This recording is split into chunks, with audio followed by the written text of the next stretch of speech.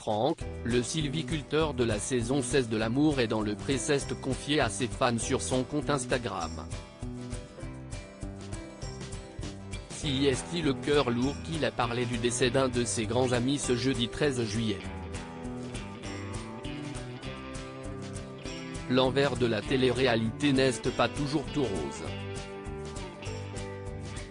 En témoigne la vie de Franck, sylviculteur quadragénaire qui a perdu un proche le 13 juillet 2011. 12 ans plus tard, jour pour jour, le candidat emblématique de la saison 16 de l'Amour est dans le pré a tenu à rendre hommage à son regretté ami sur son compte Instagram.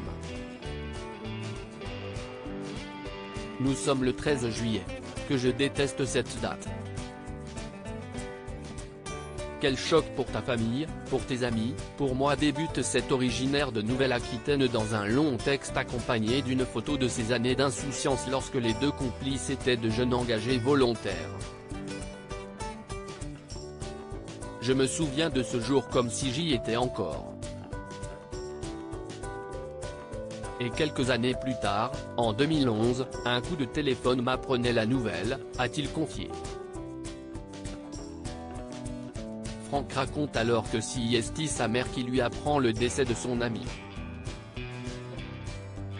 Regarde les infos, je crois qu'il est mort. Lui et plusieurs de ses collègues, en Afghanistan, ont été tués dans un attentat, lui raconte alors sa mère.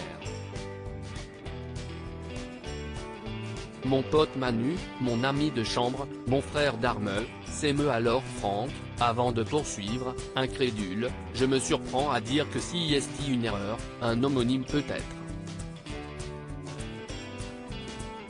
Finalement, le sylviculteur doit se rendre à l'évidence, si est bel et bien son ami qui est mort.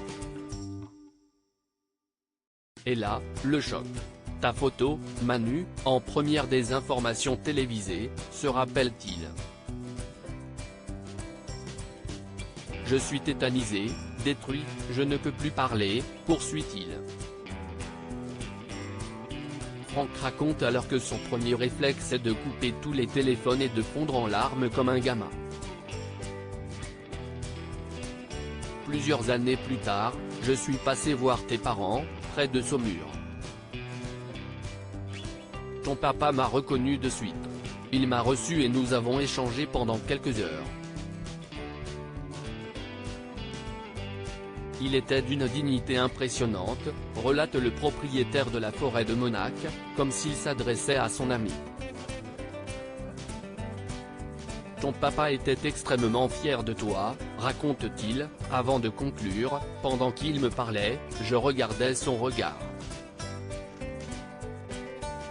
Le même que toi.